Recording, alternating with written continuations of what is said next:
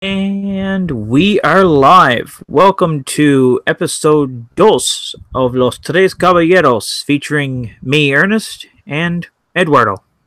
Hi. I know we're usually three, but as stated in the description, Ozzy has decided to take the Huascar out on a joyride to Arica. He needed some pisco sour, which is Peruvian, by the way, in case Ozzy happens to be listening. Um, so we wish him well. We'll see him next week. And it's been an interesting week. Everything is Peruvian. Yes, the whole world is actually Peru, and the Chileans have been stealing bits and pieces of it. They are the Hamburglers of the Americas. And that's just a fact. I mean, you look anywhere, any problem in the world, or any great theft, there's always some Chilean with a cocked hat, and some kind of like old uniform just stealing things. And since Ozzy's not here to defend himself, we're gonna just swing with that. So it's been an interesting couple of days. Canada got sanctioned by Saudi Arabia. Usually it's the other way around. Yeah, in a surprisingly turn of events. Yeah, I mean now the sandal is in the other hand, I guess. Yes. And well, we also have the first of many, as they said, forums of peace here in Mexico, which are basically the some space where the victims of organized crime will be heard by the president and propose some solutions to the problem. It didn't went well for it didn't go well for then President-elect Andres Manuel. So this is just gonna get weirder and weirder. And I have at the end of that segment, I'll have a premonition about what is going to happen at the end of his tenure. Yeah, I mean it's really interesting to hear about the actions that Andres Manuel is taking. I'm actually surprised about this because it's a rather big turn considering all the problems that the narcos have brought to Mexico, and the solution is to essentially just kind of give up, and let them carry on their way. Um, I really don't know what to think about that because I mean it seems kind of counterproductive. Yeah, and well, there are many examples along history where about the when there's when a pardon is issued for some criminals and people alike, they end up being mm, you know and these people take advantages about it, and it never brings peace, like in Colombia right now, or South Africa, just to lay some examples. Oh, definitely. It's quite disturbing, and I'm wondering if this is actually if AMLO could even be involved with the narcos because you know this is a really unpopular political move. Like there's one thing that most Latinos hate is the narcos because I mean all they do is literally kill people and sell drugs. They're not exactly the Mister Rogers of the neighborhood. They're not people that you want around, and I'm pretty sure that the average Mexican, Guatemalan, El Salvadorian, Costa Rican, all and Colombians, they generally want these people either in prison or in a box. Um, so In, it's sorry, go on. and indeed, well, you know what happened with the referendum in Colombia about that Oh yeah, I it, remember that one. maybe it was not a very big margin of how the people against the peace process that won. But I mean, the I think there was a clear intention of the Colombian people to do not uh, end this that problem in that with those conditions. And so, I mean, I thought the drug war was going pretty good, though. You've captured a few like high profile. You've killed quite a lot of them. El Chapo, which I believe was which cartel? He was with the Gulf cartel, or was that Sinaloa? He started Sinaloa cartel, but you may say he made his career in Guadalajara cartel. Ah, yes, yes. And as if anyone who has seen, the glorification of El Chapo, which in the Netflix episode, in the Netflix series, he's not a very good person. But then again, most of them are not. Except El Señor de Cielos, who was just creative and then died doing Reconstruction, which is a really bad way to go if you've got such a cool nickname. Yep. You die getting Michael Jackson. So, Yeah. Well, so El Chapo Guzman started, in the Guadalajara cartel, and when the Guadalajara cartel was dismantled, and I mean it was a really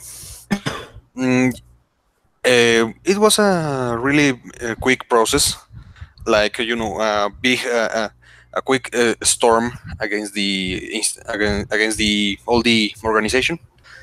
They capturing some key people and deporting them to the United States after these guys killed and torture as a DEA agent. So yeah, Guzman took part of the organization that he was in charge of and settled in what is now Sinaloa, his home state. It's in the coast. To illustrate it in certain way, there's the Baja California Peninsula. Yep. And on the opposite shore of the it's called the Baja California Gulf, or the Sea of Cortez. There is Sinaloa, and he established it there. So, and there was a point where he controlled all the frontiers, all the border with the United States, from Tijuana up until El Paso. So you may imagine how much drug, what was the capacity for him to smuggle drugs to the other side. Oh no, these people are, besides the fact that they're kind of psychopaths, they're actually very intelligent individuals. Indeed. They can move, this vast amount of product into what should be, one of the, most secure countries in the world. I mean, a country that spends billions of dollars on border security, and yet they're able to sneak this stuff in through tunnels, through submarines, through airplanes. I'm just waiting for the first like drug missile to shoot across the border, which would probably put the Space Force into good use after a while. These guys, No, go ahead.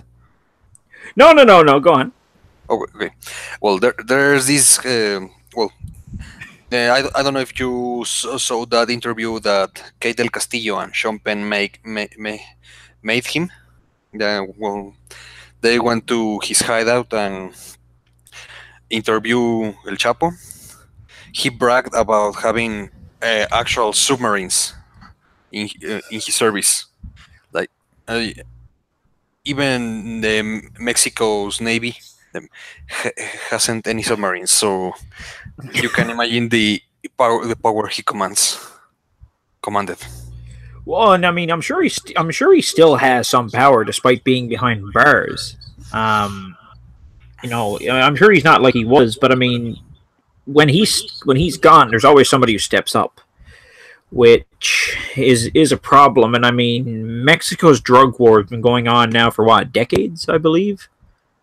Yeah, and well, all everything started as when the Americans secured the Caribbean route of the drug Caribbean route to Miami, and the Colombians took the other route, which was Mexico.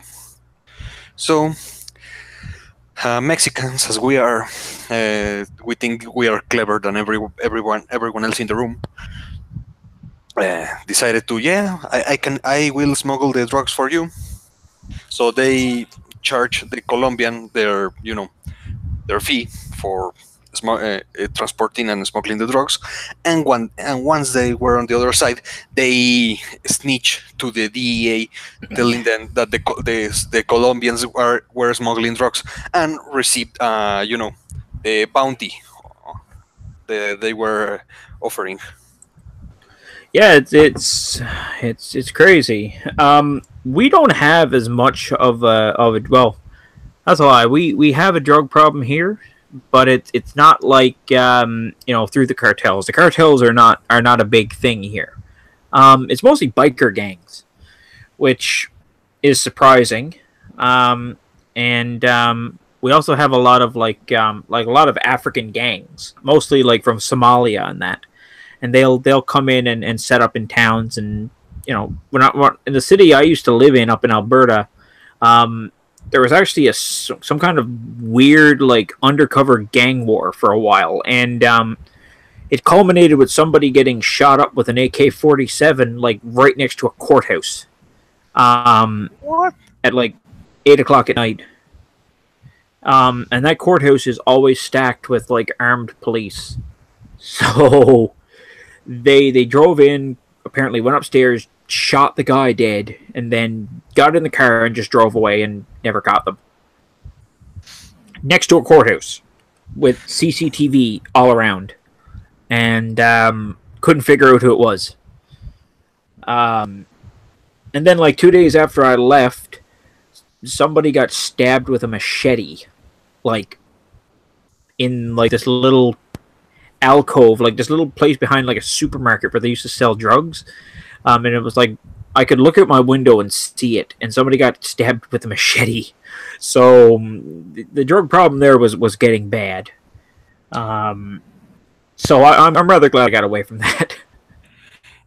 Yeah, and well, well, this I heard of Somalian gangs in this for example, in the United States, in Minnesota, yeah. yeah, like they have their own enclaves, like little Mogadishu on the outsides of St. Paul.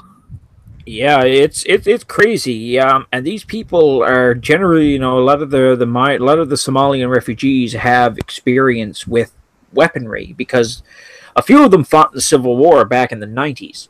Of course. And it's crazy to see that instead of like saying, listen, we're going to get away from war and all the problems too. Abdul's got an AK-47. Let's rock and roll. It's kind of scary. But I mean, we're getting a little off here. So I imagine that the people are not pleased with AMLO, and he hasn't really officially is he officially sworn in yet as president, or No, he will be sworn in the 1st of December, and well, he is. I mean, these peace forums will be, used as a also as a advertisement strategy to his security proposition, which many experts say that there's no such thing in his program, that he has no idea what he will be doing. I mean, in his experience as mayor of Mexico City, the crime actually went up. And when people march against the violence there in his tenure, his backlash was, yeah, really Trump like, yeah, yeah, you privileged kids no- that do not face the real dangers of the world. You don't know what is the insecurity, so stop complaining. Eh. And if I'm not mistaken, Mexico City is one of the most dangerous places in the world. I believe the crime rate there is rather high. Yeah, Um, well, for example, uh, Mexico City, there are, like mini cartels operating there right now, and it it it has been a situation that, I mean, worsened over time. Back in the 80s, my father used to live there, and there was this guy. He was called El Negro Durazo. He was the chief of police of Mexico City at the end of the 70s, start of the 80s. This guy mhm. ruled with an iron hand. So you may imagine his techniques. Sometimes some corpses ended up floating on a river one day, 2 states away, that coming from the Mexico City. I mean, that guy was ruthless and really sick person, but Mexico City was a nice place. He was, like, you may compare him like Rudy Giuliani in New York. Uh, Wow. a really direct and no nonsense strategy against crime. Like, you see when people, loitering around, and what are you doing? Nothing. I'm just here. Go to your house, or just don't be here. You know, if you stay here, you will have troubles. But I mean, and that's kind of the way that I think is good. I mean, it's very effective sometimes for certain places. I mean, it's heavy handed, yes, but I mean, sometimes you have to crack a few eggs to make an omelet, or at least I should say, crack a few cartels to make the place a little safer. I mean, it doesn't get rid of the problem, but it does drive it a little more underground. And sometimes when you drive it underground, it makes things a little bit safer because I mean, these gangs are less likely to be, violent, Yeah. like publicly violent, like in Toronto right now. It's getting out of control. There's shootings all the time. And ironically, handguns are not allowed, or they're very heavily restricted. Well, just like in Chicago, that they have the tightest gun control in the United States, and still they are the city with the most shootings. And, well, people want the this mayor to resign now. Yeah, yeah, yeah. It's pretty crazy, the way they do these things. And I find that crime nowadays is getting bolder. I mean, they really don't care that they'll go into a shopping center and shoot up the place, or assassinate somebody. They really don't care.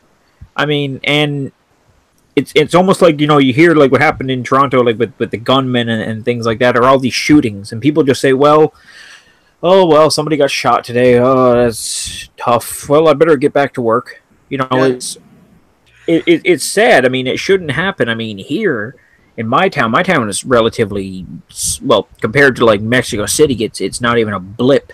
It's barely even a neighborhood. But if somebody even hears a gunshot, the whole town talks about it for about a month and a half. Of course. Um, Yeah, and for example, and, speaking of bold uh, criminals, this first peace forum of López Obrador took place on, the eye of the storm, Ciudad Juárez. wow. So if there's a place where there are people affected by the drug war, is there. And then this guy has the guts to come to the faces of the people that have lost family and friends in the war, and tell them, you know what? I'm not asking you to forget what they did to you and your families and your friends, but I I'll ask you to forgive them. And he's not even president yet. Like, I mean, the cojones on the guy. Exactly. Um, it's I. Most people would probably rip you limb from limb if you said that. Um, Totally. I mean, it's. I don't know.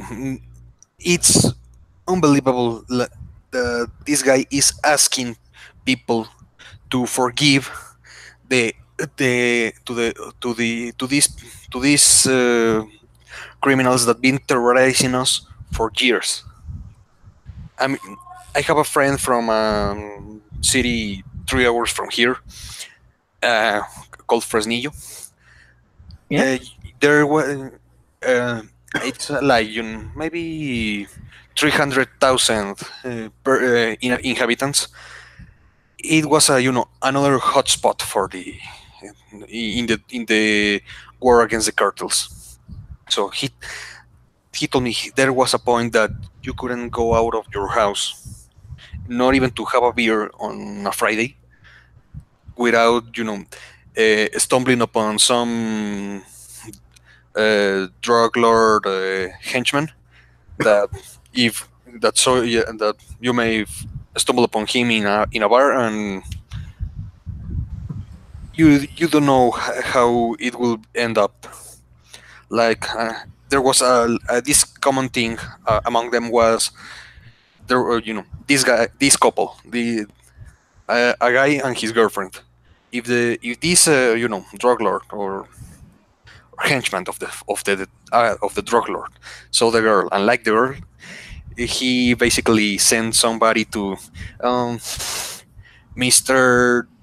Drug Kingpin wants you to sit at his table, and they and tell the boyfriend to leave. So, if they deny them, you know how ugly things could get. So, it it he is asking people to forgive these people, to forgive all these, I don't know how to, scumbags essentially. yeah, scumbags, douchebags, totally, to forgive them, and like, and remember everything, all this as a bad day. This was not this is not a bad day. This is a nightmare, and this guy has the gall to ask us to, rub it off. Oh yeah, just forget it. Let's not be bothered. Let's not mind that these people are, shit. Let's just be friendly to them. Let's forgive them. Let's all have a hug. You know, Yeah, isn't this kind of thing like grounds for impeachment or something? not necessarily. He's proposing, like, legal and constitutional reforms to, implement this amnesty.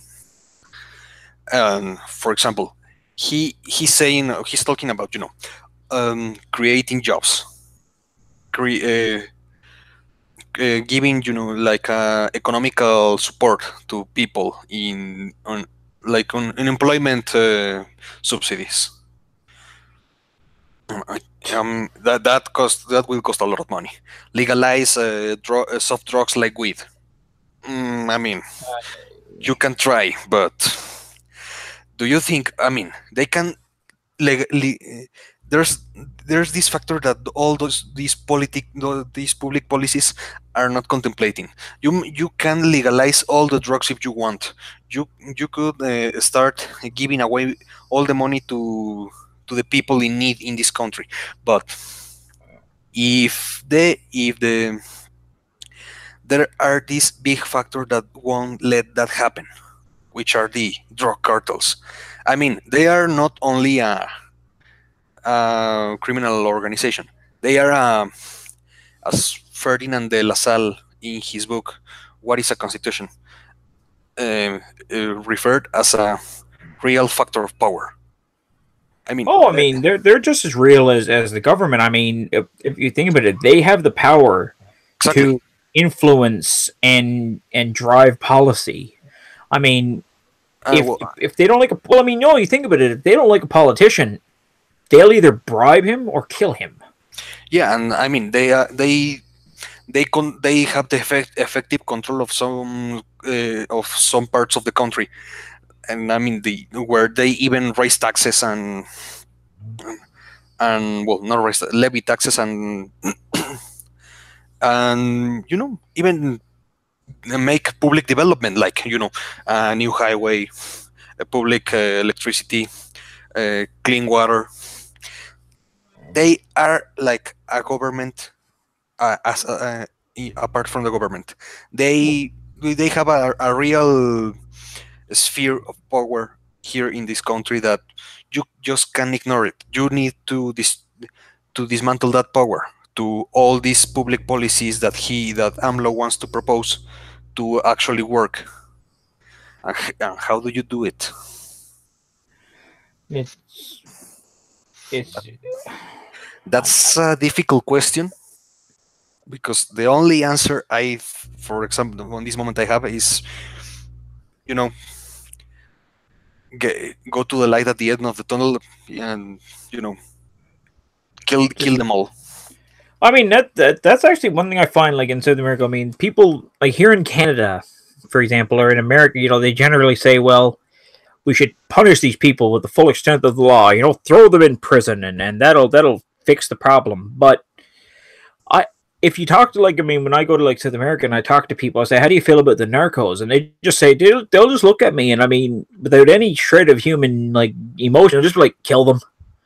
Like, Yeah. I'm just like, you don't want them to go to jail? No, we want to shoot them. Like, if the majority of the average Latino will have no problem with seeing a cop take a drug dealer outside and shoot him. It's generally not. It's like killing a dog, Yeah. and but I think the dog, it would be sad for the dog because the dog could actually potentially be useful. um, Well, and also I've heard on good authority that there are a lot of vigilante vans in outside in the country, hunting down uh, you know the people from the drug cartels. I've seen those those. They're kind of like the auto defensas from the Colombian days. Yeah, no, we have a group called the Autodefensas in the south, and they pacify their region, but they have committed some. They have abused the power they won. Like, okay, these guys expel the drug cartels from their towns, but now they control the government of their towns. So they have the power there now, and they impose their will on the mayor of those towns. So it's exchanging one tyrant for another tyrant. But I mean, it is. But Mexico generally, and I mean, I don't mean to sound rude, but Mexico generally doesn't have a very good history with democracy. Of course. It's generally a very new concept, especially to most Latin American countries. And so, but I mean, I think what it is, I mean, I think Voltaire said it: "You get the government you deserve." I don't now. Maybe I'm wrong. I don't think it was Voltaire, but it sounds cool if it was. But because I remember that they had something like that in Michoacan during the time when the Knights Templar was around. They created these they called themselves rural police, and they essentially were vigilantes, just with and after a while they were essentially militias, and then the government just said, look, we'll just make you rural police officers and give you nice shiny uniforms, just keep killing them. don't arrest them, just blow them away. And there was a video about it. There was a movie, I think, a documentary, I should say. I'm trying to remember the name of it. It was like Drugland or something like that. And it was actually really good. But then you see like the auto defenses and the militias making drugs themselves, so they push out the cartels and the street gangs, and then they essentially would just take up their factories and start using them themselves. Yeah. Well, there's this thing I want to show you. Okay, I'll put it up as share. Yep. There's this book of one of the guys that started the autodefensas movement down there in Michoacan. Oh yeah, he's a doctor, if I'm not mistaken. Yeah, Jose Manuel Mireles Valverde. Yeah, he's a bit quackish, but just give me 1 second. I'll let you just talk for a second. I just gotta open my window because it is rather hot here. Yeah. So 1 second.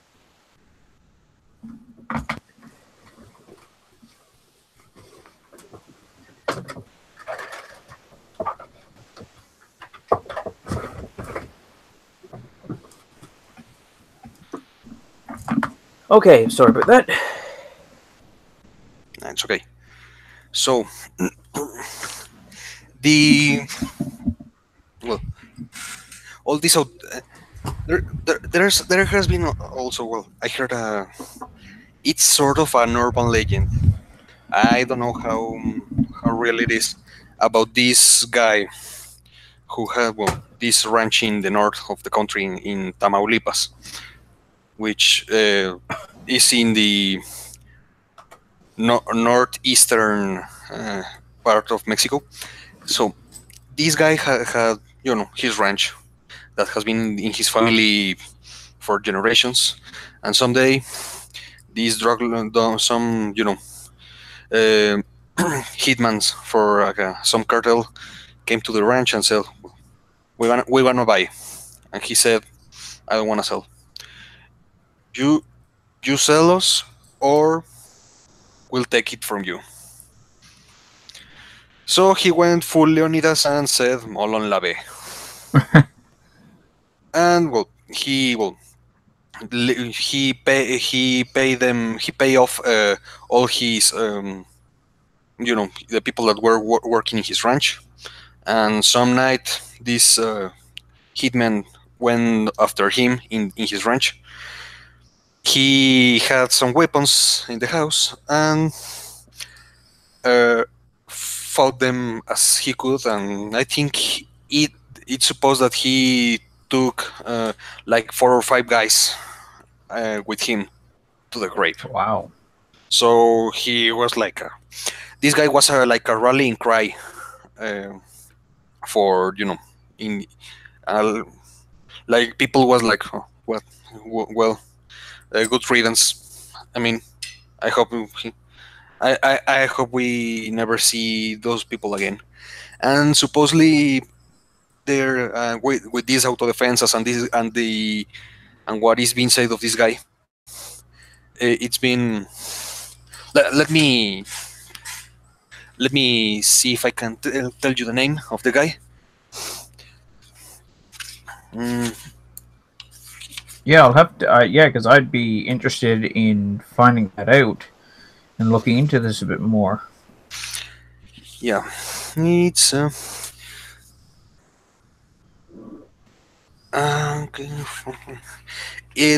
don't know if you have read these books, and I recommend it. I think this will be my pick of the week from Ben Thompson.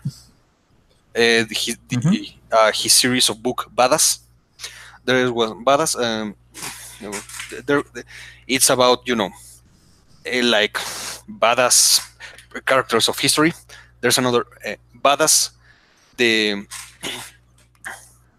birth of a legend, which is like badass characters from fantasy legends and things like that.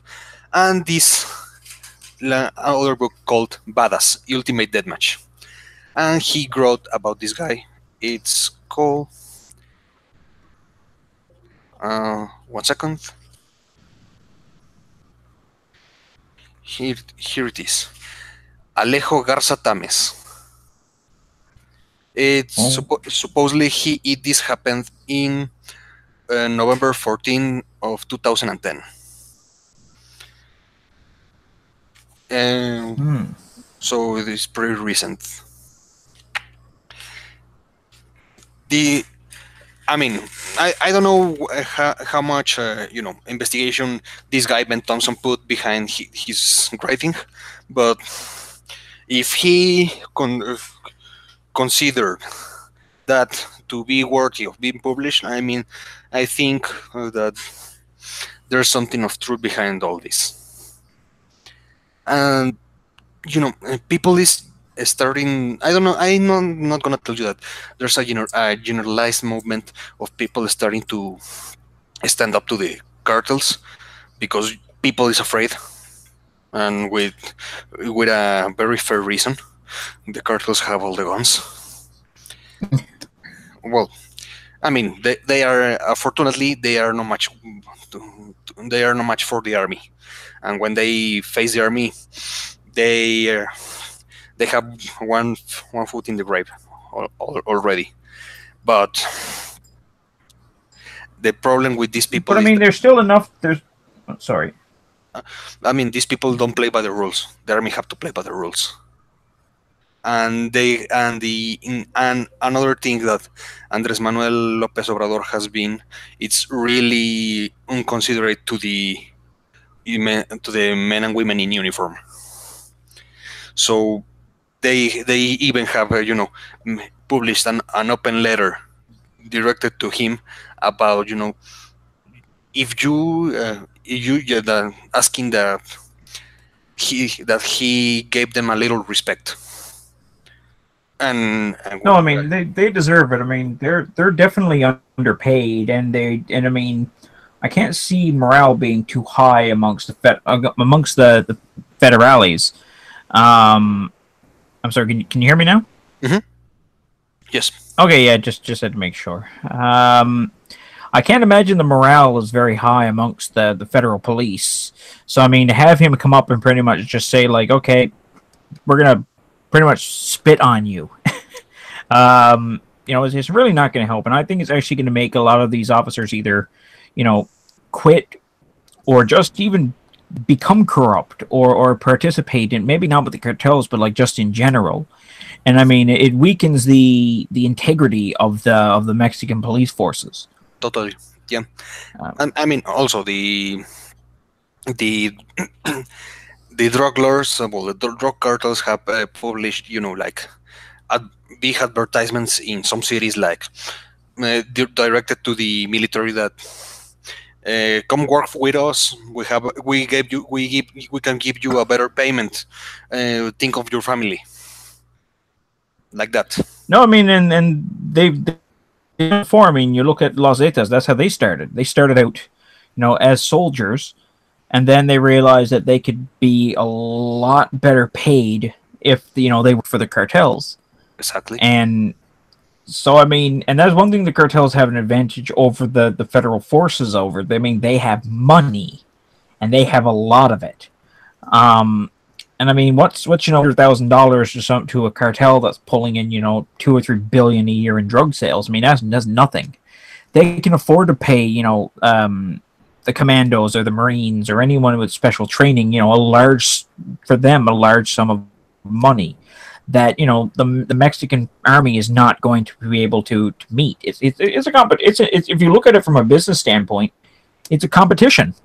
The candidate with the best skills is going to be taken by the best people, and unfortunately, in terms of that, the best people happen to be the cartels. Because they have much more available resources to spare, and you know what, from a moral standpoint I wouldn't do it, but for someone who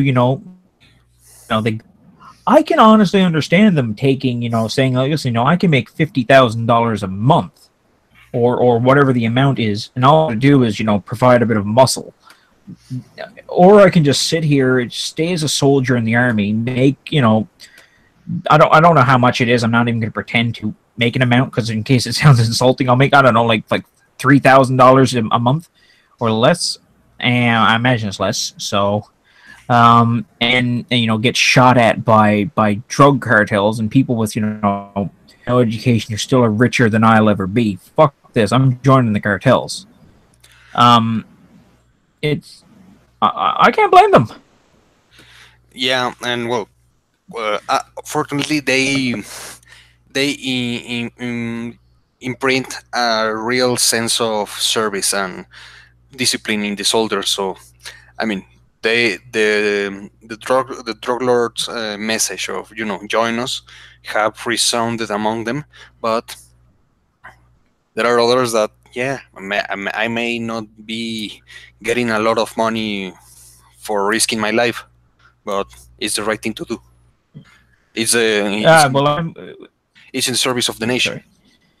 So Yeah, I mean, Gloria and Patria is a very good motivator as well. mhm. But Um, I there, yeah, and well, I think you may have heard about the 43 students that died in Ayotzinapa, well, that disappeared in Ayotzinapa, right? yeah, I not remember that they were killed by the cartels, if I'm not mistaken. Yes, but the cartels were working with the local governments of those places.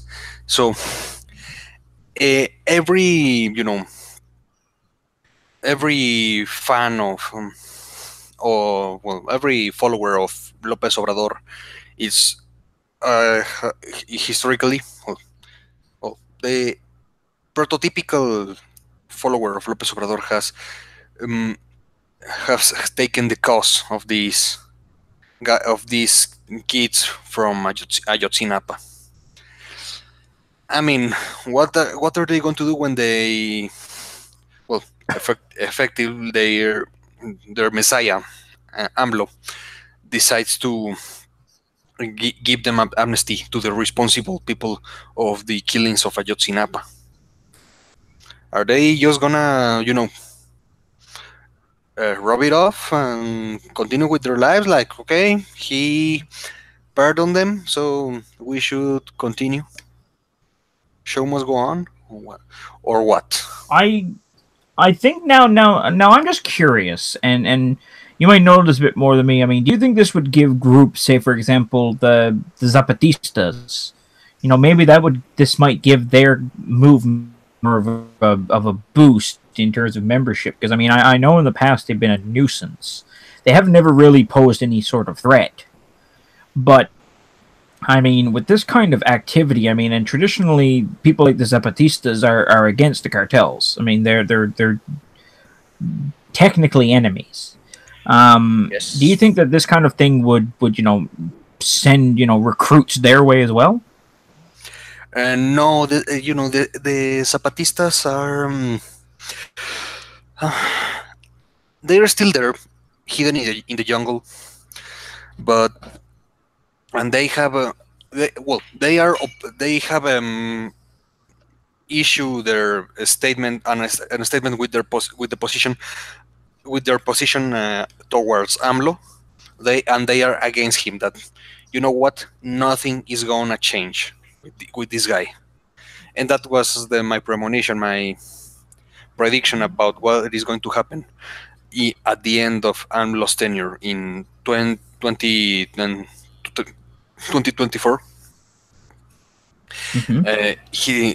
He will, well, as he been criticizing the actual president, Enrique Peña Nieto. Uh, for by that time he will say more than one time that Peña Nieto was a great president, and and their followers, the people that will be still following him are going to believe him, and that will be hilarious and depressing. Because, you know, this guy is backpedaling on almost on everything he promised on the on in the campaign. Well, I mean, he's just turned out to be just another politician. I mean, he just turned out to be, just your standard greasy, South American politician. Yes. He's nobody's hero. I mean, AMLO was out for one thing, and that's AMLO. That's essentially it.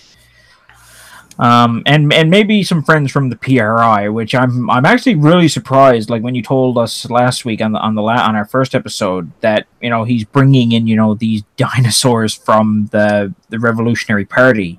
Yes. It makes you wonder really whose side is he on, because he seems to be like everyone's best friend. I mean, he's working with the PRI. I'm surprised he's not working with the. Is he with the? He's not with the PRD though. I don't think. Yeah, he was a member of the PRI of PRI. I thought he was with Party of Revolutionary Democracy too. Yeah, but he left the PRI to join the PRD. Yeah, but he was in both parties. I mean, a lot of people from PRI actually form PRD. The most, not progressive, but well,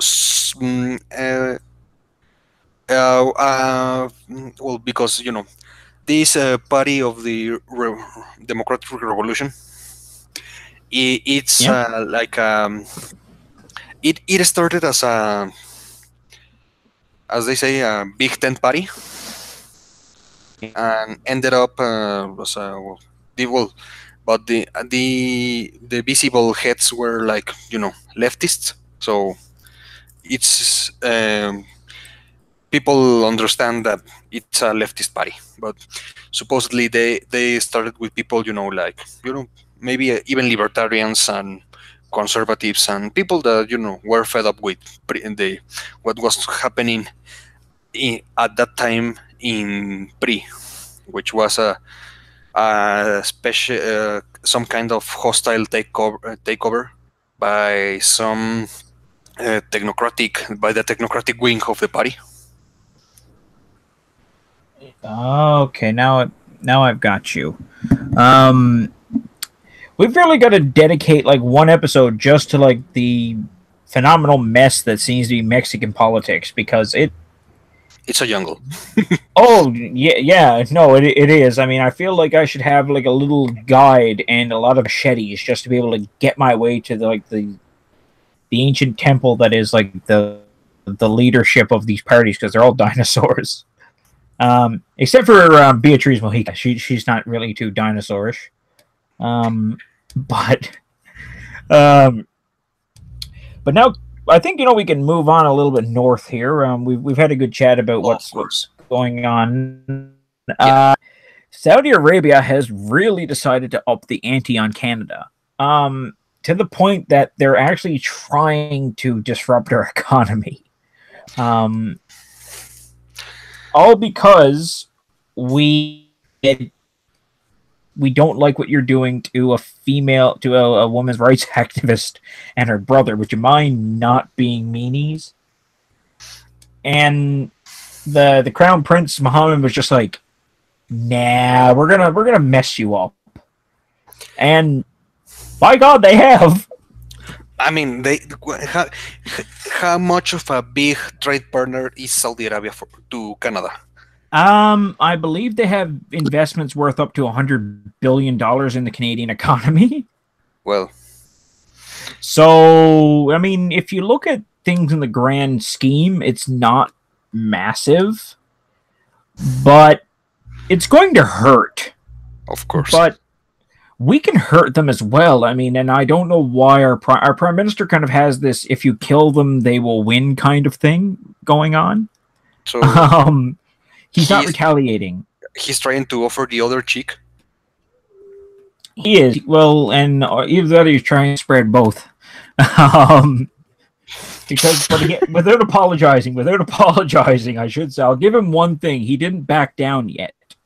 Now, when it starts to really hurt the wallet, who knows?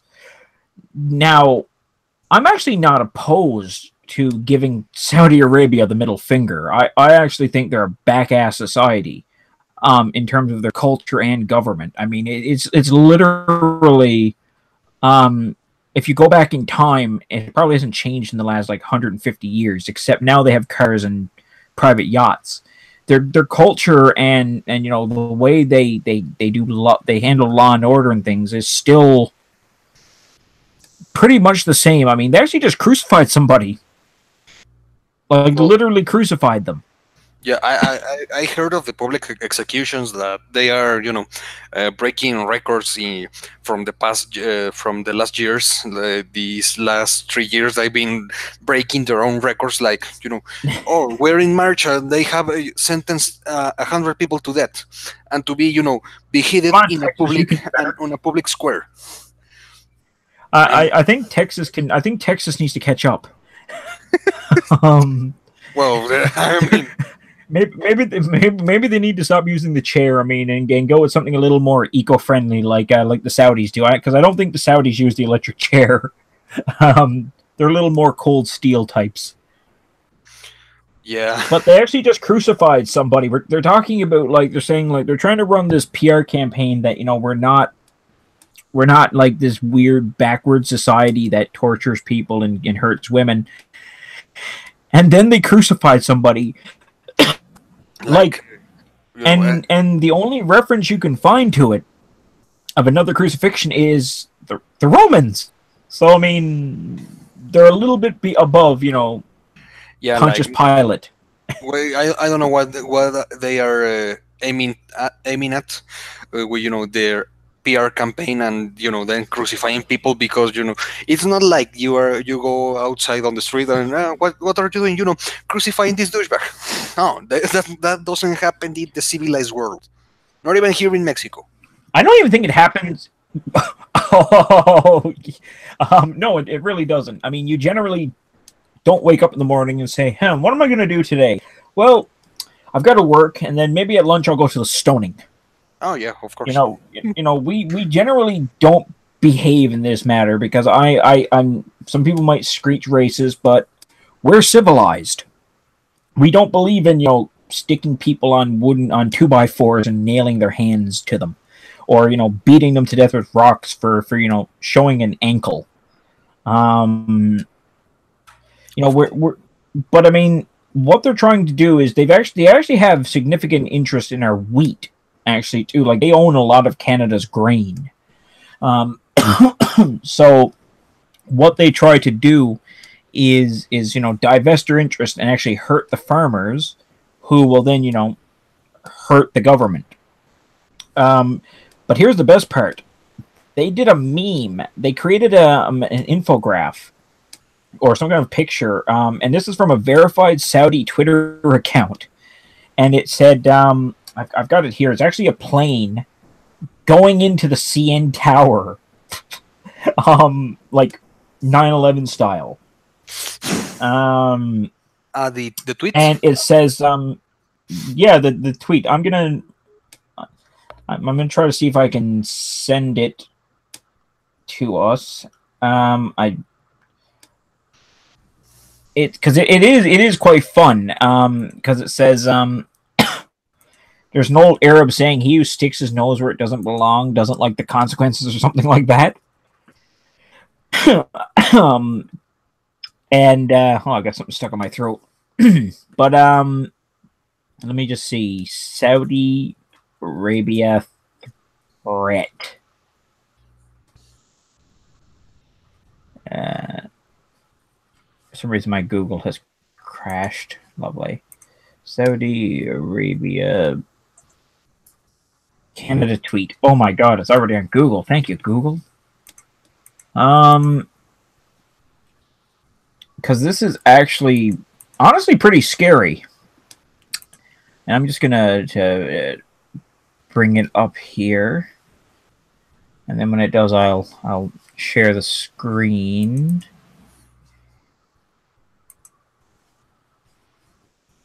Let me see. And this is from like a verified Saudi tweet too. So I mean, you can't really say that it's just somebody shit posting, as it were. Let me see. Can I share screen?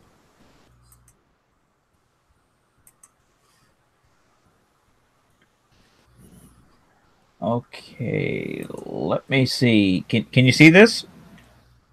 Oh no, I'm see black screen only. Oh, uh, let me see. How do I do this? Screen share. Okay. There. Can, can this be seen now, I wonder? Yeah, sticking one's nose where it doesn't belong. That's literally from a verified Saudi Twitter feed. um, and they then deleted it and said, no, no, no. We weren't threatening you with that. We were showing it as the Canadian ambassador being sent back to Canada. Ah, flying But that low.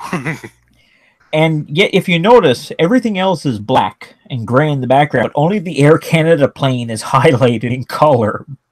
So I think it's a point. It seems pretty clear to me. Well, I mean, what, like nine of the 15 hijackers in 9/11 were Saudis. So I'm going to be a little bit nervous to get on any Air Canada flights anytime soon. So that's not going to be fun. But I mean that's how it is, and I mean the way I see it. And the funny thing is, the only person who came up with a ballsy solution was the leader of the New Democrat Party, which is generally the socialist one. And he was just like, let's just stop buying their oil. I mean, as far as I know, Canada have big reserves of oil and gas. So We don't make our own stuff. That's the weird thing. We take our oil and we sell it to everyone else. We don't use it for ourselves. I mean, there's a refinery about 6 hours from my house, and none of that oil gets used here. It gets processed and sent off to other places, for some weird reason. And it's funny because we have an oil refinery in Newfoundland, and our gas prices are still ridiculous. For us, we're paying like $1.40 a liter. $1.40. Yeah. So it's a bit expensive for us. I mean, whenever you see like gas here go up by 2 cents, there's actually a weird mad dash to the gas pumps. You swear to God, like the zombie apocalypse is coming, because you'd have people lining up with their trucks with like a truck bed full of jerry cans, and they're filling up.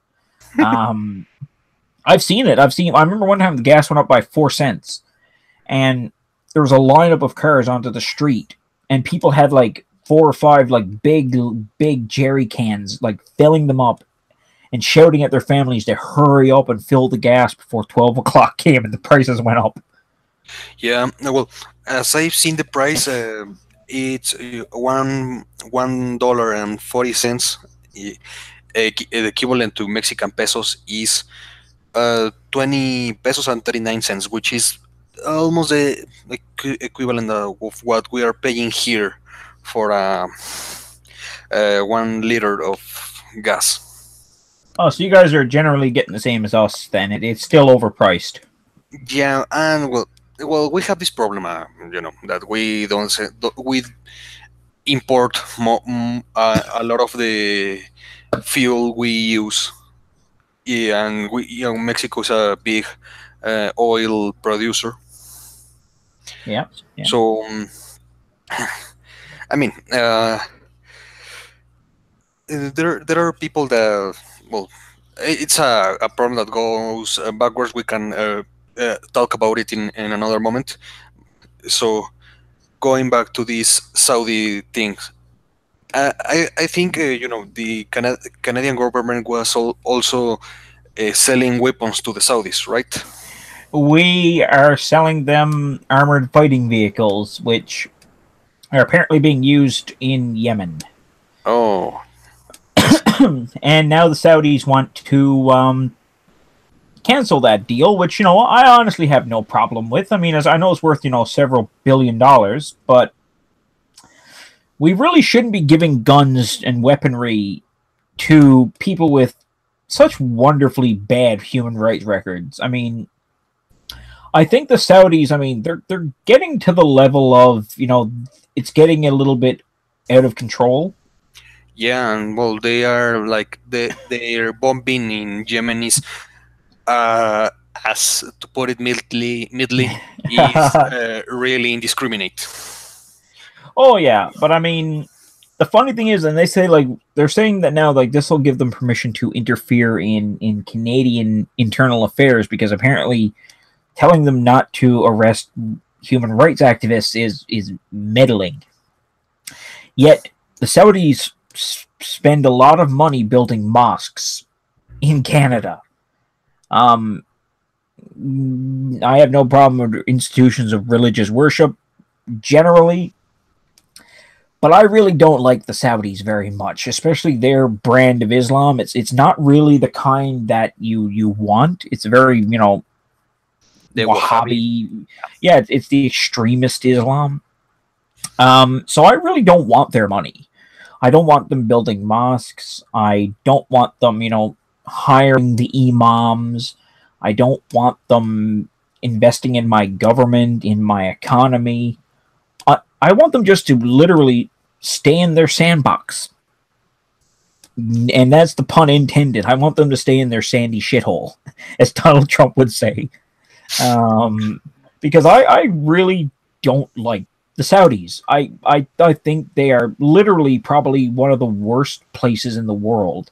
And I've been to some pretty crappy places. I think they're in league with Somalia in terms of like shitty countries. The only difference is that in Somalia you can generally do what you want because there's no government. There's also no running water or flushable toilets probably because there is no central government. But I think I would prefer crapping in a ditch to having the police of vice and virtue kick down my door for my girlfriend wearing a t-shirt. Well, Somalia, it's another, Muslim country with with a lot of extremists there. So maybe you will get both, uh,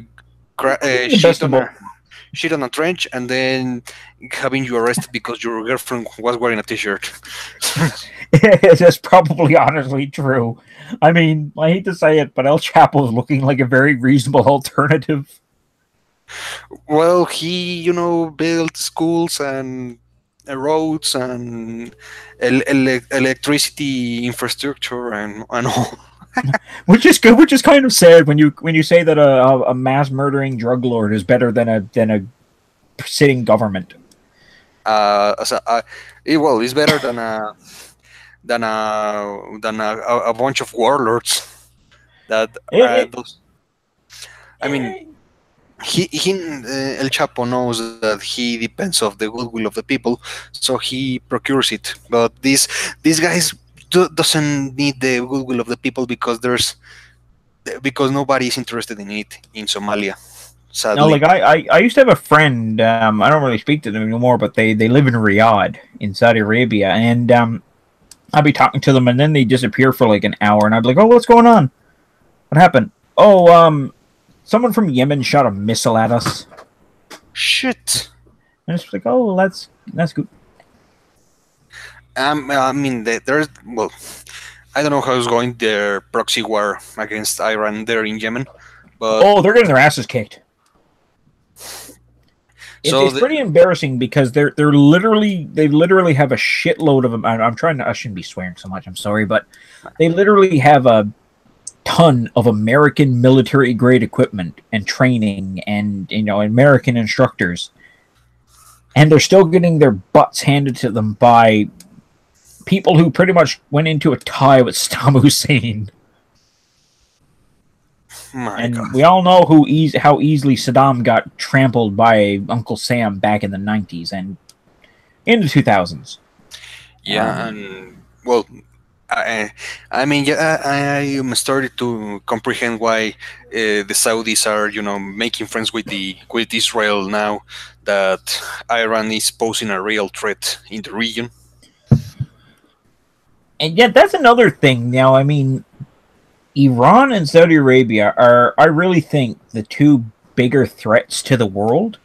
Um, because they represent something that, like North Korea is not that big a threat. I don't really care what people say. I'm seriously not that worried about Kim Jong Un. I think he should be deposed, most definitely, because he's a psychopath who also probably needs to get on a treadmill. So if he's listening, just take that advice up there, Rocket Man, as Donald Trump would call him. But I think that, in the Middle East, especially, Iran and Saudi Arabia are our greatest threats because they're both relatively wealthy nations. They're both run by essentially lunatics. Yes. And it is very possible for either or to get nuclear weapons. And the last thing assuming they don't have the nuclear weapons now. Oh, I think Iran's got nukes. I know they've got nuclear weapons, and the Saudis are definitely working on it. Yeah. The only thing that counterbalances everyone there is Israel, because Israel says they don't have nuclear weapons, but they've got nukes. I mean, they developed the nuclear weapon program of South Africa back in the apartheid. Of course, they have nuclear weapons. Oh yeah, they know what they're doing, and I tell you this, I'm actually fine with Israel having nukes. That does not bother me at all because they seem like they're responsible. Yeah, level-headed people. Minus the extrajudicial killings every now and then, but you've got to crack a few eggs to keep people from shooting rockets into your neighborhoods. So I mean, but yeah, the Saudis and they're actually the long line of the kinds of people that the United States does business with. You look at the history. The United States generally does not like to deal with democracies in these kinds of regions. I mean, you look at Latin America. Who did they deal with the most in the 50s? And it was Somoza. They dealt with dictators in Africa. They dealt with Charles Taylor in Liberia. This guy Mobutu in Congo. Yep. Mobutu. They dealt with Idi Amin. Well, that was a weird couple of days. Scotland. Mubarak. That was actually a good movie, by the way. That was a terrible. It was a terrifying movie, but it was pretty good. Yeah, I like it a lot. The Last King of Scotland. And it's one of my picks to watch in terms of those kinds of movies. Another one actually, and people don't realize this, was Mubarak of Egypt. He was a big U.S. ally for decades. Yes, and well, he was the first president, right? From Egypt. Oh no. He was I think second or third because they killed the one before him. Yeah, he got shot to death. Well, and Egypt, was the hill in which the European military went to die on, with the crisis, with the Suez crisis and all. It did. I mean, that really spelt the end of European hegemony in the world. Because after that, I mean, everything really just went downhill. I mean, the British and the French lost Suez, so it was game over. Yeah. And then Uncle Sam kind of just said, "Listen, we're going to step in, jihad and pistols and nukes flying everywhere. Everything was fine." But it comes down to what I mean is that the U.S. has a history of dealing with dictators, and for all their talk of democracy and freedom, they generally prefer to work with these guys. And Saudi Arabia it's a monarchy, yes, but I'm going to classify it as a dictatorship because that's what an absolute monarchy is. It is despotism. Yeah, totally. In the classical sense. I mean, it's just despotism with a more legitimate sounding name. Because anyone can make themselves a king. If you look at Central Africa, they actually had a king for like 15 minutes. Yeah. Burasa. Yeah, Jan Bedel Bokassa, of course. Of Bukasa, yeah. The Central African Empire. That was like 15 kilometers long. No, I love how people call these a, things empires, and they're tiny. It was a big country, but when they actually got their independence from France, and he was named, the head of the military of the Central African Republic, the army just had 500 elements. Like, well, how are you going to defend that big country with, your soccer team and their friends? Your drinking buddies. That's it. Their army was essentially just like a bunch of drinking buddies, basically, with a lot more cocaine and heavy weapons. But yeah. But like I said, I mean, it comes down to this, and I mean, the U.S. have essentially propped up Saudi Arabia for decades.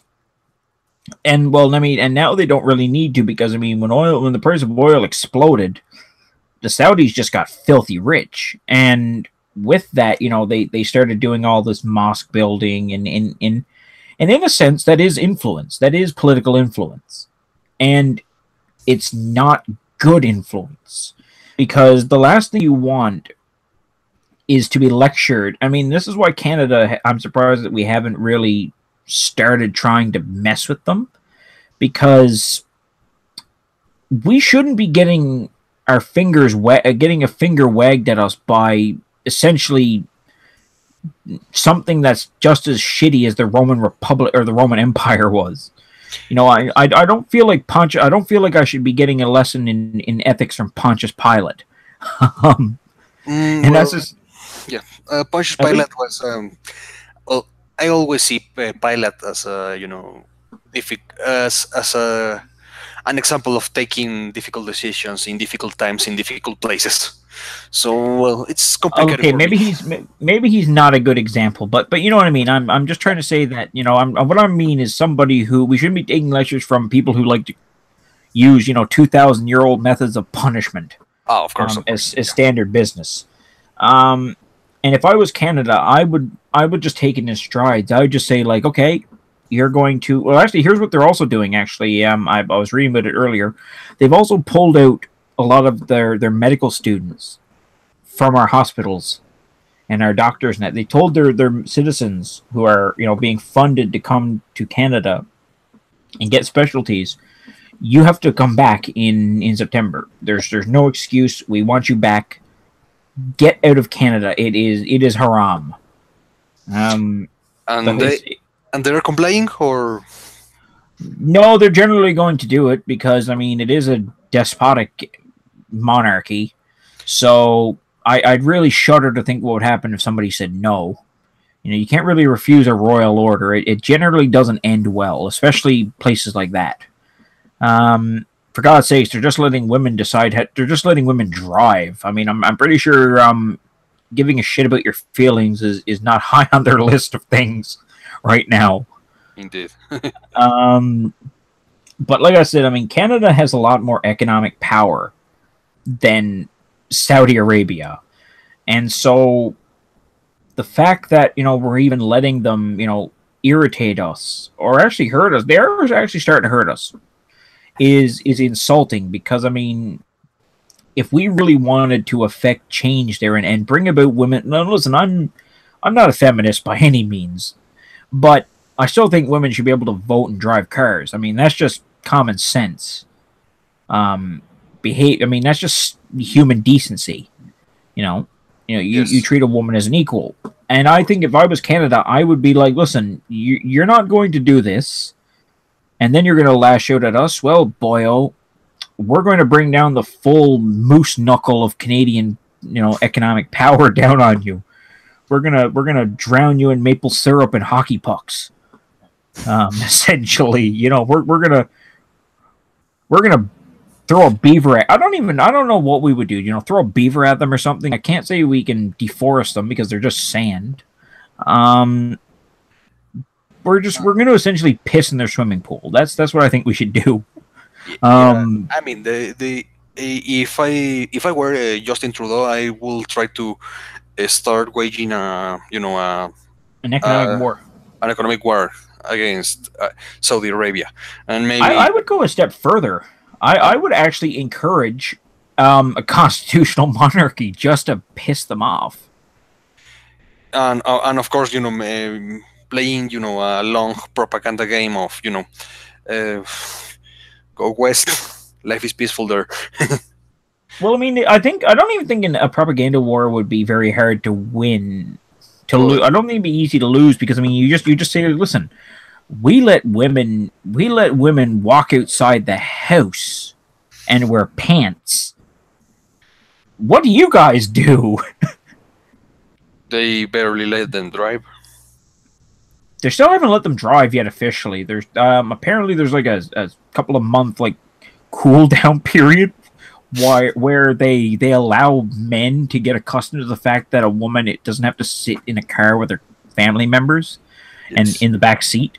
Hmm. So I think they probably have paramedics on standby in case someone goes into like apoplectic shock, seeing a woman do something other than obey. Um, so I mean, I really don't think a propaganda war is too hard to beat. It's too hard to lose. It's too hard to win. Um, it's essentially civilization and maple syrup, or crucifixion and sand in your butthole.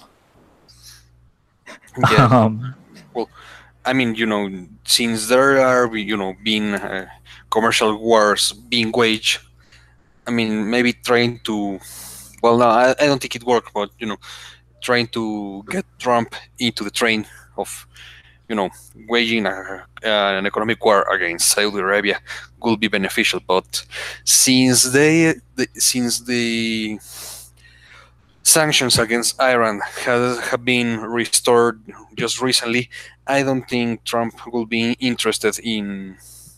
he's not interested in what's going on with us. I mean, they've essentially said you're on your own on this one, and a lot of Canadians are pretty angry because we generally consider America our greatest ally, Yes. Yeah. and he's just like, it's not my problem.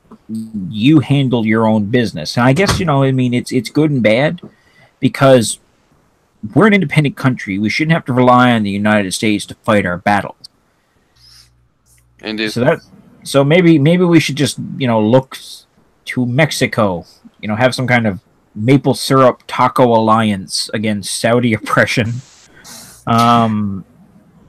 Well, I mean, we have a good economy. I don't think it's that that good to. But you have the greatest Mexican ever. You have Carlos Slim, who is essentially Mexican George Soros. Of course, and well, we. He owns everything. I think he trademarked Mexico. He could probably do it. Oh, well, and there's this guy Slim. Well, he just like his business is managing other people's assets. So he may if you give him, well, if you let him use your enterprise to manage it, and making it grow, he may tell you, you know what, it's better if you cash out right now. Your enterprise is basically lost. So it's 50-50 with him. Yeah, but I And mean, at least he's. Well, I mean, and the other thing is, he's actually not like Latino. He's Lebanese. yeah, we have Well, his ancestors are. we have a lot of migration from Lebanon here in Mexico back at the start of the 20th century, and well, they actually adapted really well. They are to this day fine working people. Oh yeah, I mean they're. I mean, I find like with the Lebanese, and I've worked with a few, and I've known a few here in Canada because I mean we have a lot of them as well. I find like especially like for example like the Catholic Lebanese and the Maronite Christians and that they assimilate. Yeah. They'll come in and they'll get along with you, no problem. You know, they might not have a beer. Well, no, they're Catholics. They'll have a beer, but I mean, they'll sit down. You know, they'll watch a hockey game with you and chat. And that I know plenty of good, you know, Lebanese people. The food burns me and gives me a bit of stomach problems, but other than that, I mean, it's pretty good. But you know, they're a good example of people who come and adapt to the culture.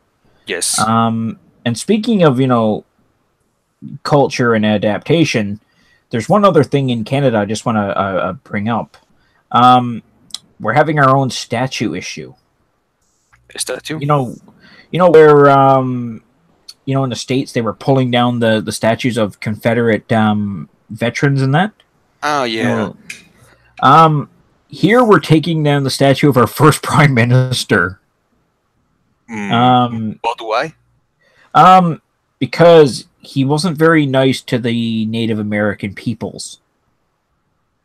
Not putting to the fact that it was a different time and different culture and different, you know, what was considered, you know, good back then was a bit different than now. We have to, right now there's this movement in Canada to hold, you know, historical figures up to our current, you know, high moral standards. Yes. Which essentially means that all of them are going to fail. So we have to take down the statues. And there's one in British Columbia that was in front of the city hall. They just said, no, we don't want the symbol of racism and oppression here. So they took it down. And they did the same thing in Halifax, here in well, not here in Newfoundland, it's in Nova Scotia. It's the province next to mine. If you sail on a boat for 5 hours, they took down a statue of a British governor, Edward Cornwallis. He founded Halifax. He also killed a lot of Indians. This guy Cornwallis was the same from the Revolutionary War in the United States. I think it was his brother, or yeah, it was his brother. His brother was the other Cornwallis. Okay. This guy was a colonel and he was like the stupid brother. So that's why he got sent to Canada. You know, we got all like the people who couldn't be good enough to fight the Americans. But he ended up killing a lot of like Mi'kmaq people, like poisoning them with blankets and stuff like that. But the blanket thing is really confirmed because I mean, I don't think the people back there were, you know, you know, bacteriological war was something that people knew about in those times, or was. And this is why I wish that my medical friend would have been here, because we could talk about this, because I actually knew I actually have another friend. He's a doctor from Indiana, and one day we actually, you know, being slightly off topic, we actually had this discussion about, you know, like the transmission of diseases back then through these blankets. And he thought he's like, look, this is really not probably possible, because these people, I mean, listen, when did we really discover germs and bacterial transmissions? He's like, it was like the early, you know, it was like the mid 1800s, early 1900s. We started to get an understanding. People didn't just wake up one day and say, look, you know, I coughed on this blanket because I have smallpox. I'm just going to give it to, you know, the Indians.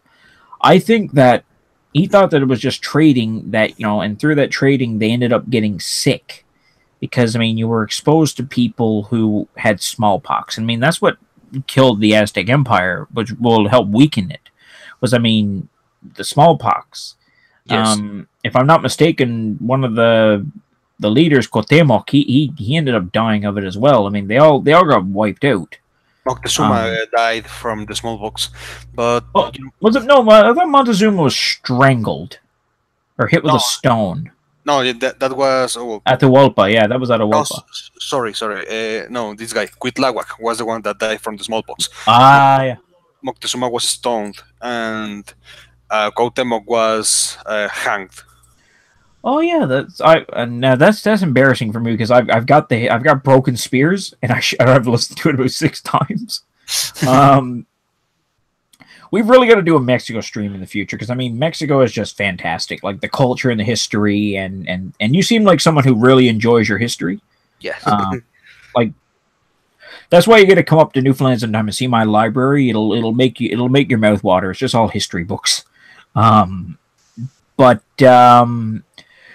no, like I don't believe in tearing down these statues because I mean it's not exactly erasing history, but it's trying to say like how embarrassed we are. Because I mean, for all the good this man did, he created a country. That's generally a very hard thing to do, especially we did it peacefully, give or take. We kind of shot a few thousand Indians, but and as someone who is of partial Indian descent myself, I'm if we had the casta system in place, I'd probably be a mestizo, so I'm on the lower rung of the totem pole. That kind of sucks, but it is how these countries come to be. I mean, no country's history is Snow White. None of them is. It's generally all murderous, behavior or revolution. But anyway, yeah, John A. Macdonald is the first Prime Minister of Canada, and he started a nation peacefully, where the Americans had to go, fight a war over it. We just went up to, we were so Canadian even before we became Canada. we just went up to the British and said, "Hey there, we noticed that the Americans are a bit independent. Do you mind if we have a little bit of that?" And, okay, give us some beavers, deal. And that was it. That was the story of Canada. But I mean, I don't think the man's achievements should be diminished because he did some bad shit. Because every politician generally has done bad things, except for some reason Cardenas in Mexico. He was generally pretty honest. No, that guy, we can talk later about him. But he was kind of like the Mojica of Mexico. He was kind of modest. Let's say yeah, because I'll end up ranting about him. He was the closest we have come to a communist president. Wow, is that bad? Totally. You're talking about Lazaro, right? Lazaro Cardenas. Yeah. De Rio. Yeah. Lazaro Cardenas. Yeah, well, this guy was. Well,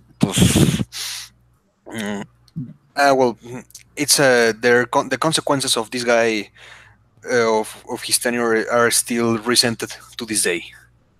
But, well, he is from Michoacan, and they generally don't come up with very good people. Yeah. Well, people in the south of Mexico it's like really particular, really odd. Didn't he create the Ejido system, or I can't pronounce that right? Yes, he created the Ejido system and Pemex, the most of the education system, public education system that is right now being implemented. I mean, it has been all that has been reformed because, for example, the Ejido, everybody knows that it's failed policy. Ah, well. I can tell this is a touchy issue, so we'll switch that one here a little bit. I say we should probably wrap it up pretty soon. Now, should we discuss the Argentinian thing, or should we wait till Ozzy gets back? Well, it's a really hot topic issue. I mean, I would say that it would be good to like comment it a little while here and see how it evolves and wait for Ozzy. But before we take a final decision about it, I just want to remind another issue with the status and bringing down the status and all. Mm-hmm. And this guy, it's a person I admire a lot, Cecil Rhodes. Oh yes, yeah. No, I know they should never touch his statues. And actually, he actually came up with my favorite quote. And you might have heard this. To be English, to be born English, is to win first place in the lottery of life. Yes. Well, In that time, yes. Right now, Yeah, no. I wouldn't. I Yeah, wouldn't like but I it. mean, it's a good quote. It's a good quote. Totally. Totally.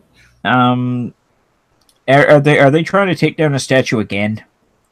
They tried, but I mean, what people don't know is that he was. They say he was racist. I mean, he talk and think like like somebody of their time, and it's a big problem, a bigger issue. What I think of judging people according to to contemporary morals and ethics. I mean, I, and I they conduct themselves in the way that people conducted themselves in that time. But nobody wants to admit or say that Cecil Rhodes set up, most of his fortune to keep working towards the good of Africa. You know, like uh, building No, they schools. just want to say that he was, he was the big bad colonial wolf. Yes, and I mean he made a fortune in Africa, but he really intended to give back something to the continent because I don't know, many people that went in those times to Africa really fell in love with the place. As him, um, Stanley, or Pierre de Brasa, Yep. Yep. and all these people. I mean, and I think for they all have cities named after them. To this day, Brazzaville, the capital of Congo, is still named for Pierre de Brasa, Yeah, and I and mean, the they city. did great things. I mean, some people might get angry about, some of the stuff they did or what they've caused, but I mean, I think that they deserve respect because I mean, they literally went, to places that no one else really wanted to go. And with a vision in mind, I mean, maybe it wasn't perfect, but I mean, nothing is. They established, something that could be considered, impressive. Yeah, and they tried to comprehend what was in that moment in Africa, and really came to like it, really came to appreciate it. They, oh, I mean, there. I don't think that, for example, in Cecil Rhodes, Pierre de Brasa, Stanley, and all Dr. Livingston, I don't think there was bad intentions for, even though they participated in the colonization. I mean, they all the colonial powers had their own dark chapters of their history in that time. The the genocide in Namibia by the Germans, or Yep. the British, how they rule in Kenya and that region of the Great Lakes. The French in Algeria, like treating people there as a second class citizens. I mean, I don't know why, but in France, in the colonial France, the black people could climb up further in the ladder, or in the social ladder, than Arabs. Yep. No, and that's absolutely true. I mean, for all their faults, they weren't horrible. So I mean, I think we can kind of let it slide, to an extent. Because no one's ever going to have, a clean pair of gloves. They're Exactly. always going to be dirty.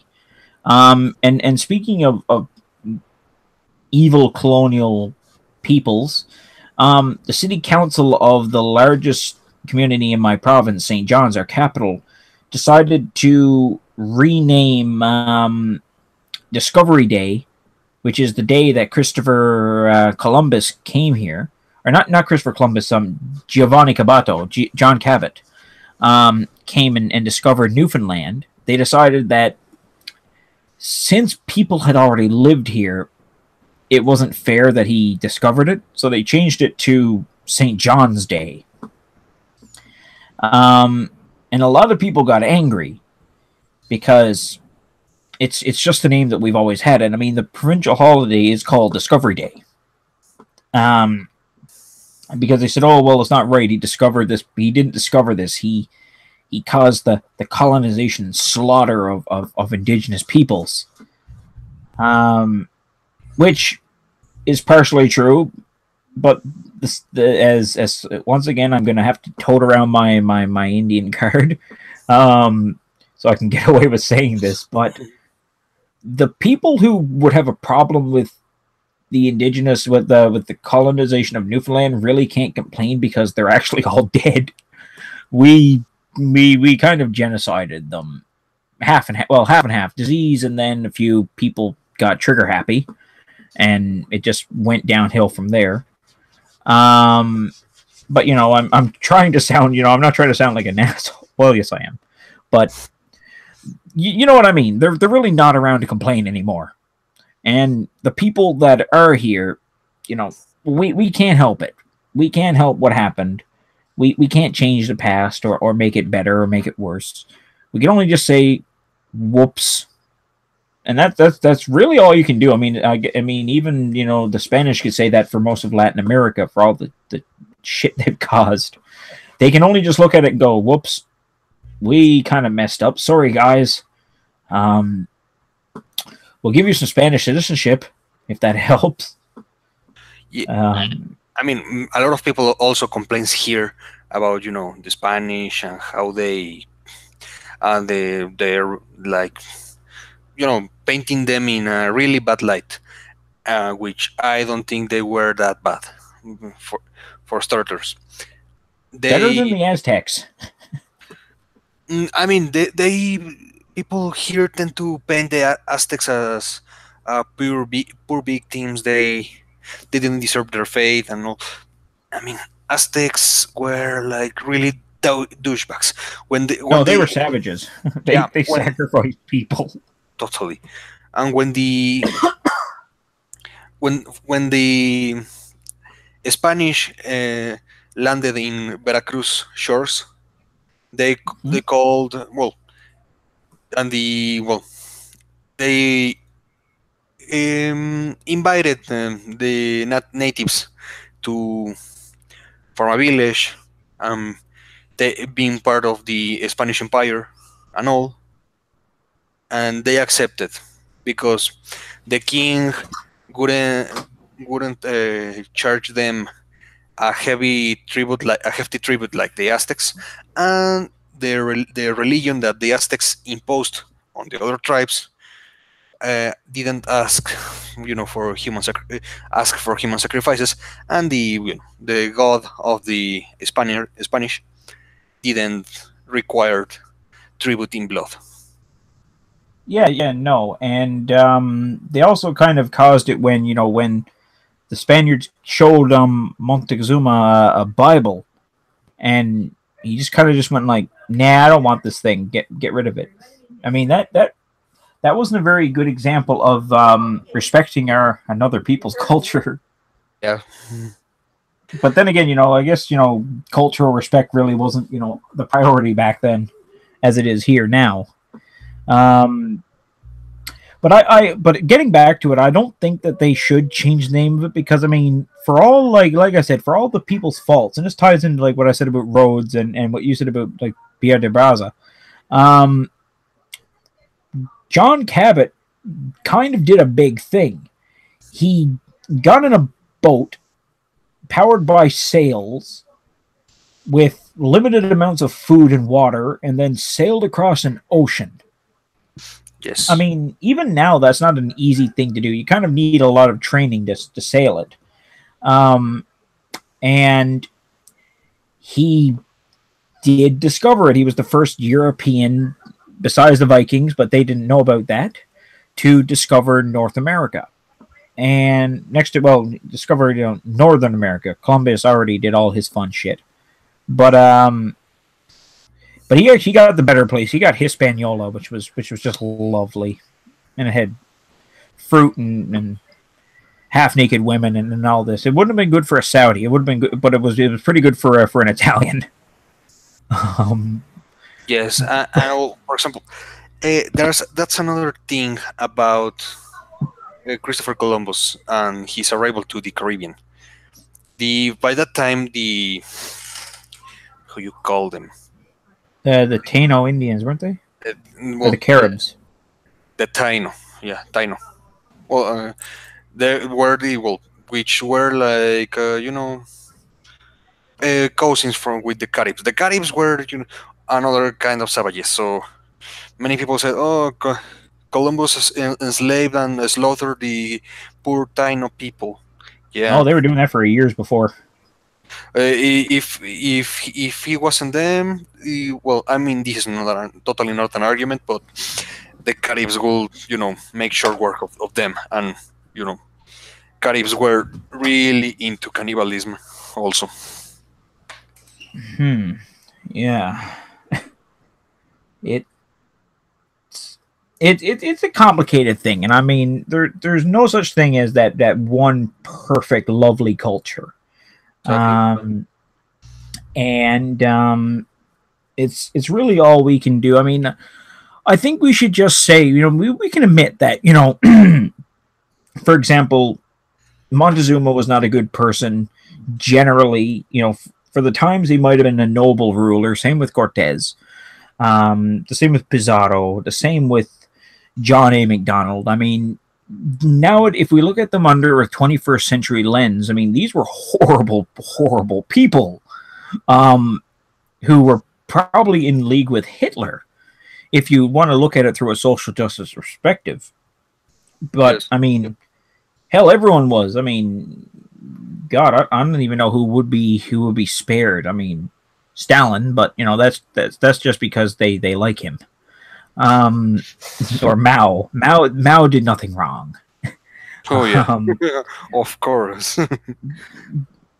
But I mean, it's just that we can't look at historical figures through the lens of modernity, because it just doesn't work.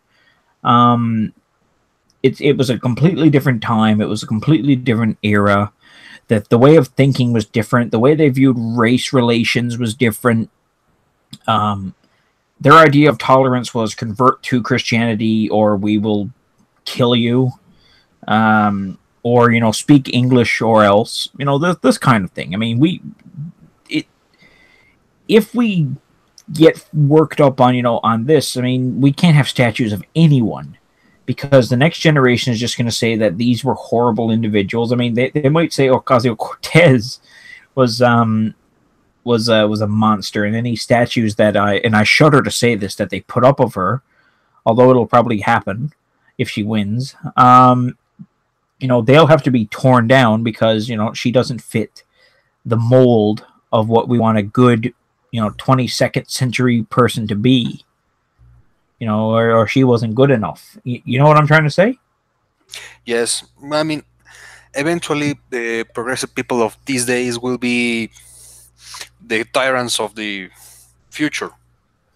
Oh, especially Ocasio-Cortez. I mean, that's when she leads the Cafecito Revolution, from the through bodega. The Bronx. Yeah, from the bodega. Like the new anthem of the United States will be Oye Como Va. That'll be the new national anthem.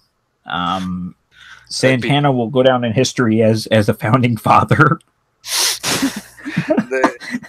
They insert his portrait in the pictures of in 1776. Yeah, when they're doing the Constitution, you just look in the background and there's Santana playing guitar. Yeah, and or they'll just change it to be Ocasio-Cortez showing George Washington his white privilege. That's what it'll be like. Meanwhile, Bernie Sanders looks up from a cloud approvingly. It'll be kind of a Chavez Maduro scenario, maybe.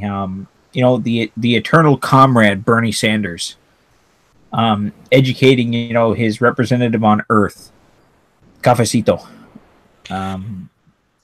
Yeah. And actually, I mean, I was listening to her speeches lately, and it's painful to listen to, but it gives you such a wonderful insight into what she gets on with. Besides the fact that most of it is absolute nonsense, she's a zealot. Like, you can hear the conviction in her voice. Like, she believes that she's on some kind of moral crusade. Yeah, those are the worst. The people that actually believe that bullshit. No, but I mean, it's easy though. I mean, you look at this. All you have to do to get a vote nowadays is just tell people what they want to hear. I mean, look. I mean, it worked for AMLO. I mean, he was going to come in and this and do that, and he's not even president yet. He's already like middle fingers in the air. I don't really care kind of thing. Meanwhile, El Chapo is getting ready to get fitted for a new go-kart. Just in anticipation of December 1st. That'd be pretty good though, actually, if El Chapo managed to go-kart his way into the inauguration. That would just make it just that much better. I actually probably wouldn't be surprised. Indeed, but I'm fearing that. I'm fearing it. I'm dreading it. But do you think though that amnesty would be part of his platform? Do I mean, going quickly back to AMLO again? I mean, I can't help it. He's just such a weird figure. I can't predict him. I don't know. As I told you, he's backpedaling in a lot of things, like saying that 6 years are not enough. I think we can work with the present infrastructure and some things like that. So it's really you at this point I don't know what's going to happen. That must be pretty uncertain times. I mean, I'm sure a lot of like the Mexican, especially like the Mexican middle class, must be pretty concerned about the way AMLO talks and handles himself. There's a lot of uncertainty, but since AMLO has talked really well with Trump, right now the dollar is going down. So it's getting cheaper. So I don't know, but if AMLO starts playing the tune that Trump plays to him, well, start dancing to the tune that AMLO plays to him, this is gonna be bad. But for example, right now the president is like stalling the world conversations and everything like that. I don't know. Maybe tomorrow AMLO will say, "Okay, we can arrange that thing of paying for the wall." Oh, that would be. I don't know how. Well, since they understand too well each other, Trump and AMLO, it's. The prospect is, scary. Well, I mean, it is. But at least Sargon of Akkad will have some, good memes out of it. Oh, of course. Yeah, because I mean, he was actually in favor of the wall, and I'll admit, I somewhat am. I think it's a kind of untenable thing. I mean, it's not going to work because that border is just that huge. It's hard to maintain it all. Totally. But it's a nice idea. At least he's trying something. Obama just wanted, at least it's better than Jeb Bush, because I remember Jeb Bush wanted to be like, illegal immigration is an act of love or something like that. I remember on the campaign he was talking about that. But then again, his wife is Mexican, so I guess he doesn't really want her to get blocked off from her relatives. It really doesn't make your marriage very easy. Yeah. Well, if you ask me, if the Americans want to build a wall in their southern border or northern border, on their side of the border, for me, let them do whatever they want. Well, yeah, it's their country. They can do it. Yeah, but we are not paying for that shit. I don't think Mexico can really afford to pay for the wall. I mean, you can barely maintain your infrastructure as it is. I think the wall is a little bit outside of what he's thinking, but I actually was listening. I used to listen to like American Talk Radio a while back, and there was a way that Mexico could pay for the wall because Mexico receives a fair amount of foreign aid from the United States for various programs, if I'm not mistaken. Some of them, yes, but there's another source of income that from an informal source of income from the United States to Mexico of this the money remittances. Yeah. So that thing, it's where it's a very exposed flank. What if Trump suddenly says, we're gonna tax them and tax them heavily, like 50% of what you're sending? Oh yeah, I mean that would actually help pay for the wall, and I mean, but it would hurt the Mexican economy because I mean, a lot of people rely. I mean, I know a lot of people who rely on remittances. Yeah, not only people. The economy as a whole relies a lot on these remittances. I mean, it's actually the same here in Newfoundland because I mean, we have people who are essentially migrant workers. They'll go up to the oil fields and work, and then they'll send their money home, or they'll they'll work for so long and then get their money and then go home for 6 months. The economy here needs it. Yeah. So I mean, I can understand like if all of a sudden people lost their jobs and they weren't able to send that money back. I mean, I think it'd be catastrophic. But I mean, I think that would be in Trump's playbook if Mexico didn't want to play ball, as it were. I think that would be one of his solutions. It would be scary. The prospect is scary. No.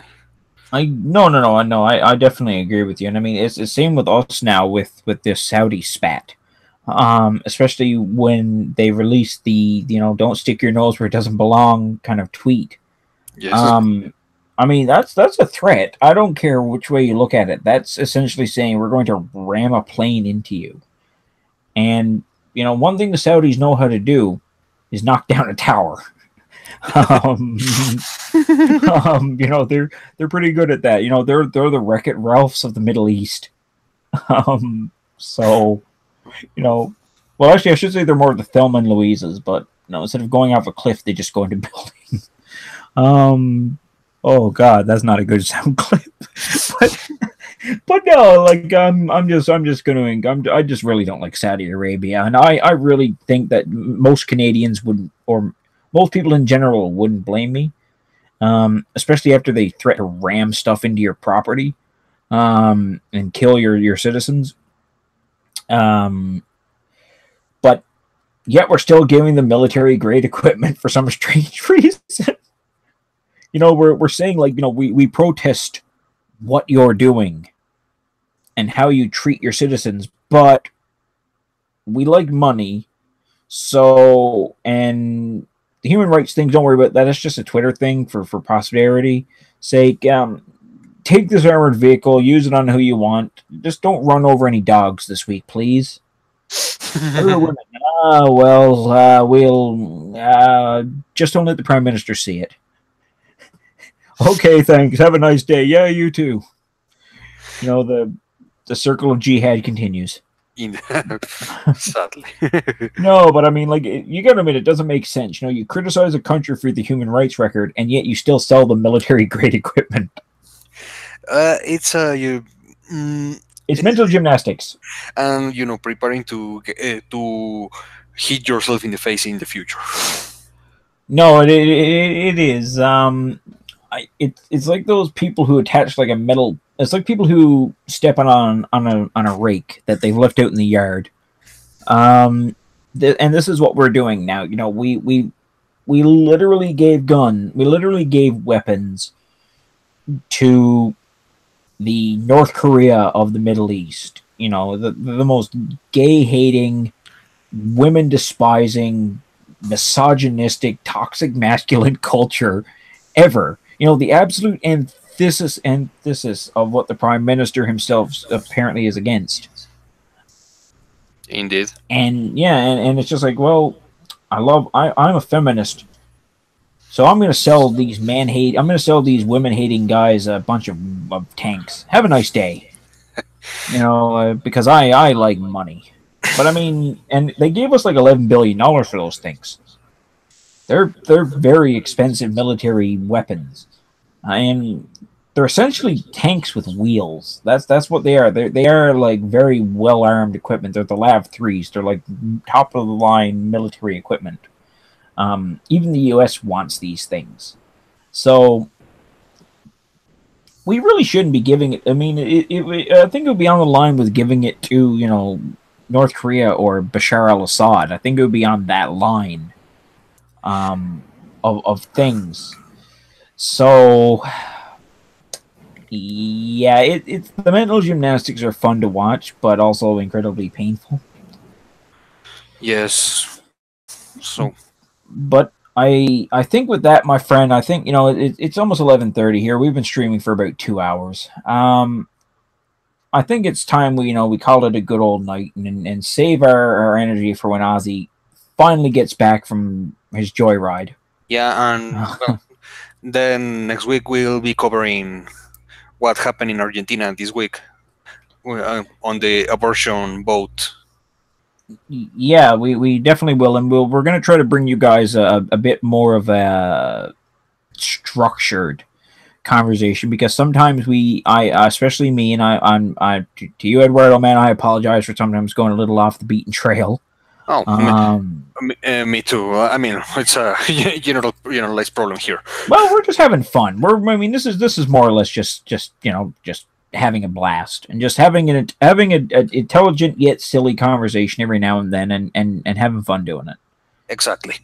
So, but we'll still try to provide our one viewer with, you know, the service that, you know, they expect from us.